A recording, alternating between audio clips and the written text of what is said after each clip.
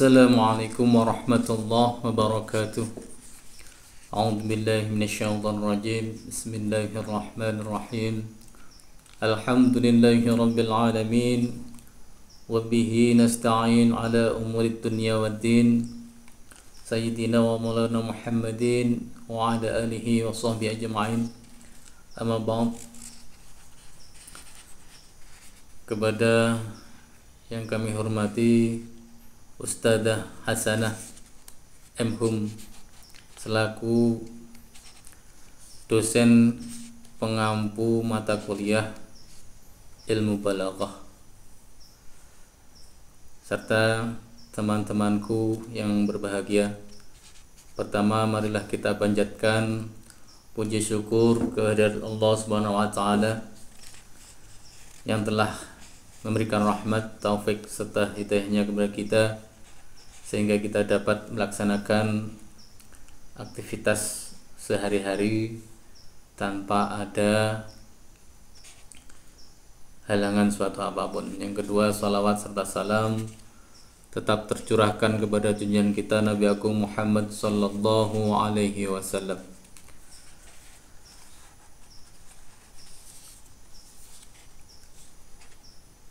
Pada hari ini saya Ahmad Sirajuddin, PBA semester 8, akan menyampaikan materi tentang sejarah ilmu lughah. Sebelum materi sejarah ilmu lughah saya sampaikan kajian terkait studi bahasa dalam tradisi linguistik Arab dikenal dua istilah, yaitu fiqh al-lughah dan ilm al-lughah. Fiqh al-lughah terdiri dari dua kata, yaitu fiqh dan al-lughah.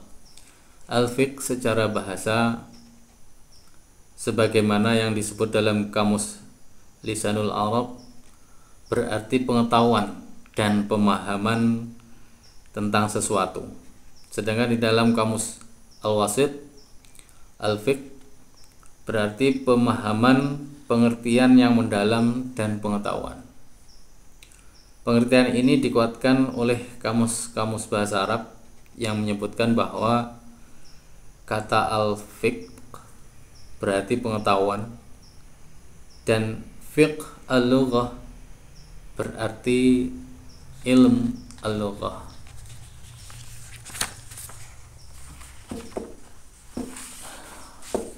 Sejarah tentang ilmu lughah. Sebenarnya semenjak dari masa yang paling awal dalam sejarah studi bahasa di kalangan Arab telah muncul beberapa istilah yang merupakan nama atau sebutan bagi kajian-kajian kebahasaan ini dalam bentuk khususnya sebagian istilah tersebut terkadang masih terpakai hingga sekarang, meski dengan metodologi yang berbeda. Di antara istilah-istilah yang populer dalam kajian kebahasaan di kalangan Arab dahulu adalah al-lughah, an-nahwu, al-arabiyah. Seperti diketahui bahwa para ulama Muslim Arab terdahulu pertama kali menyebut aktivitas mengoleksi dan mengumpulkan kosakata Arab al-mufradat al-arabiyah dengan beberapa sebutan. Yang paling lama adalah al-lughah. Jadi yang mereka maksud dengan istilah al-lughah atau ilmu al-lughah itu adalah ilmu yang khusus mengoleksi dan mengumpulkan kosakata bahasa Arab. Kemudian mereka menganalisa kosakata tersebut sedemikian rupa, termasuk mengenai makna-maknanya. Hal ini mereka lakukan terutama terhadap kosakata-kosakata Al-Quran yang mereka anggap aneh atau asing, yang sulit mereka pahami, seperti yang pernah dilakukan Ibnu Abbas tahun 68 Hijriah ketika dia memfokuskan perhatian kepada kosakata-kosakata aneh atau asing, al-gharib, yang ada dalam Al-Quran, sehingga lahirlah kitab Gharib Al-Quran. Orang-orang yang melakukan kegiatan itu mereka sebut dengan al-lughawi, yakni orang yang mengerti dan menguasai sekelompok besar kosakata, terutama yang terkait dengan kosakata yang aneh, gharib, atau bisa juga mereka yang menulis mu'jam, kamus. Di samping itu, sesungguhnya para ulama terdahulu juga membedakan antara apa yang mereka sebut dengan istilah al-lughah dan istilah al-arabiyah.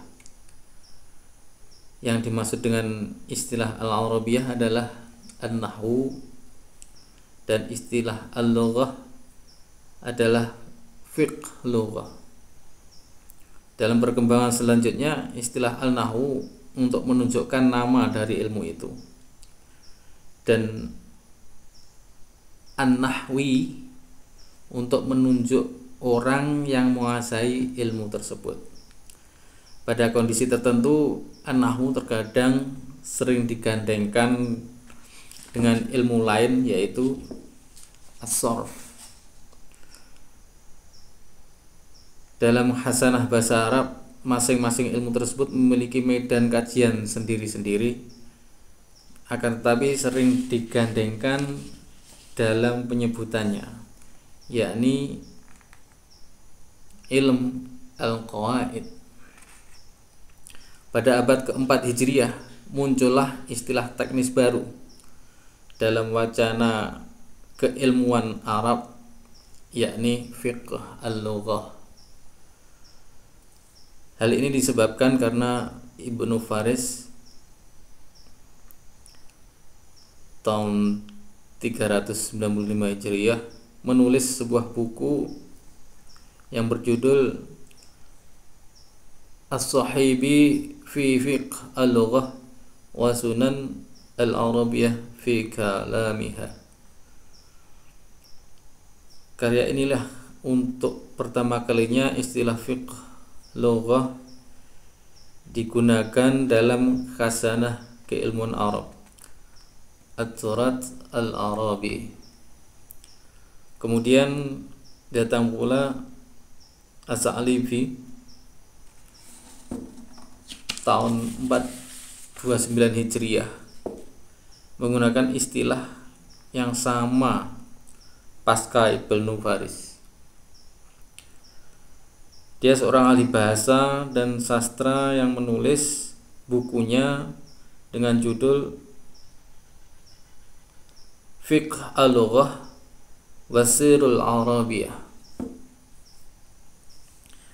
Kedua buku tersebut secara umum sama-sama membahas problematika al-alfaz al-Arabiyah.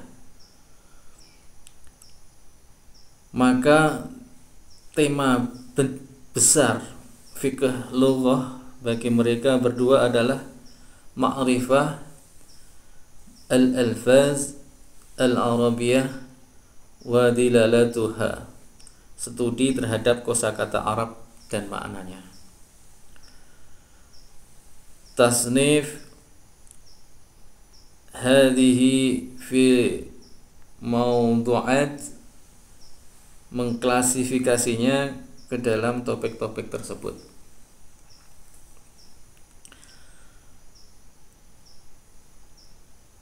Dan segala sesuatu yang terkait dengan itu, kitab Ibnu Faris memuat beberapa permasalahan teoritik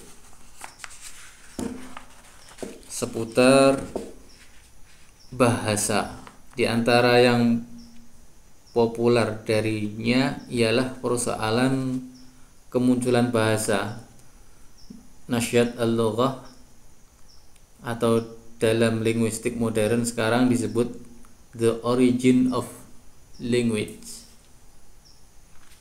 Ketika para ulama bertikai tentang masalah tersebut, sebagian menganggap bahwa bahasa bersifat konvensional atau ketetapan bersama antar sesama masyarakat, urfan ijtimaiyan. Maka Ibnu Faris datang membantah pendapat itu dengan mengajukan teori taufiqi atau berdasarkan wahyu yang diturunkan dari langit. Akan tetapi topik mengenai keterkaitan bahasa dengan wahyu ini tidak terkait dalam kajian ilmu linguistik modern. Istilah fiqh al-lughah merupakan murni istilah Arab yang terdiri dari dua kata, yakni fiqh dan al-lughah. Secara etimologi, fikih itu berasal dari bahasa Arab al-fiqh yang berarti al-fahm atau pemahaman. Adapun secara terminologis, para ulama klasik tidaklah memberikan definisi konkret menyangkut istilah fiqh al-lughah ini. Ibnu Faris misalnya, yang dianggap sebagai orang pertama yang membidani lahirnya istilah ini, tidak memberikan definisi yang jelas. Baginya kullu ilmin li syai'in fahuwa fiqh. Setiap pengetahuan terhadap sesuatu adalah fikih. Amil Badi' Yaqub menyatakan bahwa di antara buku-buku klasik yang mengkaji tentang fiqh al-lughah adalah buku As-Sahibi fi fiqh al-lughah wa sunan al-arab fi kalamiha, karya Ibnu Faris, dan kemudian diikuti oleh buku fiqh al-lughah wa sirral arabiyah, karya Abu Mansur As-Sa'alibi. Akan tetapi kelihatannya Ibnu Faris dan As-Sa'alibi tidak membedakan istilah ini dengan pengertian-pengertian khusus. Definisi yang barangkali agak jelas menyangkut istilah ini bisa dilihat dari penjelasan yang dimukakan oleh Ramadan Abdul At-Tawab dalam bukunya Fusul fi fiqh al-arabiyah, bahwa fiqh al-lughah adalah suatu ilmu yang berusaha mengungkap rahasia-rahasia bahasa, menetapkan kaidah-kaidah yang berlaku baginya dalam hidupnya, mengetahui rahasia-rahasia perkembangannya, mengkaji fenomena-fenomenanya yang berbeda-beda, melakukan studi terhadap sejarah di satu sisi dan melakukan studi deskriptif di sisi lainnya. Ibnu Jinni, seorang linguis Arab yang wafat di penghujung abad ke-4 Hijriah, tepatnya tahun 392 Hijriah, telah menulis buku yang sangat berharga dengan materi dalam kajian kebahasaan yang diberi judul Al-Khasasis. Buku tersebut meski tidak secara eksplisit menyebut kajian kebahasaan dalam bentuk fikih lughah, akan tetapi melihat isi kandungannya, maka banyak ulama tanpa ragu kemudian memasukkannya ke dalam kategori kajian fikih lughah. Pada abad ke-10 Hijriah, Jalaluddin As-Suyuti menulis pula sebuah buku yang berjudul Al-Mudhir fi Ulum Al-Lughah wa Anwa'iha, yang juga mengkaji masalah-masalah kebahasaan fiqh al-lughah. Sementara pada abad ke-11 Hijriah muncul pula sebuah buku yang berjudul Shifa' al-Ghalil Fima fi Kalam al-Arab min ad-Dakhil, yang ditulis oleh Syihab ad-Din al-Khafaji. Kemudian pada abad ke-13 Hijriah muncul pula Ahmad Faris Asy-Syitiyaq yang menulis buku dengan judul Sirrul Layal fi Al-Qalb wal Abdal, yang membahas tentang al-alaqah baina aswad al-kalimah wa ma'aniha, dilalah al-huruf fi al-alfaz ala al-asl al-ma'nawi, irja' al-kalimat, dan lain sebagainya. Orang yang di atas dapat menjelaskan bahwa istilah fiqh al-lughah setelah masa As-Sa'alibi tidak lagi digunakan oleh para ulama dalam kajian-kajian kebahasaan sebagaimana para pendahulunya, seperti Ibnu Faris dan As-Sa'alibi.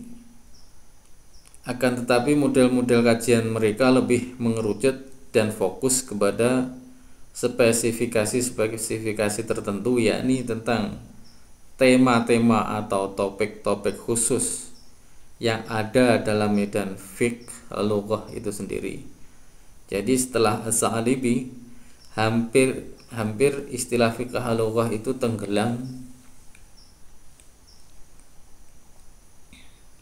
dan tidak pernah muncul lagi dalam karya-karya para ulama setelah sekian abad. Pada abad modern, istilah ini muncul lagi dalam khazanah kajian kebahasaan di kalangan Arab, yakni sekitar abad ke-20, yang dipopulerkan oleh Ali Abdul Wahid Wafi dengan menulis buku yang berjudul Fiqh al-Lughah.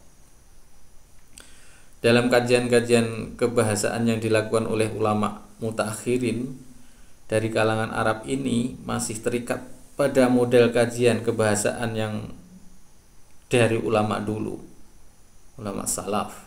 Oleh karena itu, Tamam Hasan mengatakan bahwa yang dimaksud dengan fiqh al-lughah oleh ulama-ulama terdahulu, qudama, maupun ulama-ulama sekarang, al-muhdatsun dari kalangan Arab adalah di satu sisi menyangkut kajian tentang al-matn, kosakata, kajian tentang komparasi antara bahasa-bahasa Semitik, al-muqaranah, al-samiyah, kajian tentang perbedaan dialek, ikhtilaf al-lahjah, ikhtilaf al-lahjah, tentang bunyi aswad. Sementara di sisi lain adalah kajian tentang linguistik modern, ilmu al-lughah al-hadis.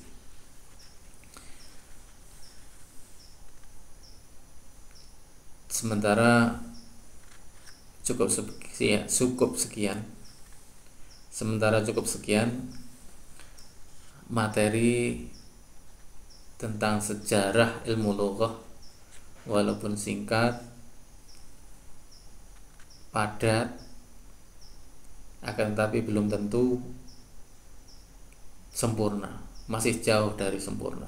Maka perlu saran, masukan, kritikan dari ustadzah dan juga teman-teman demi sempurnanya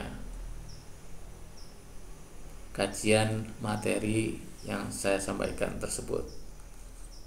Akhirnya dari saya, akhirul kalam, wallahul muwafiq ila aqwamit thariq. Wassalamualaikum warahmatullahi wabarakatuh.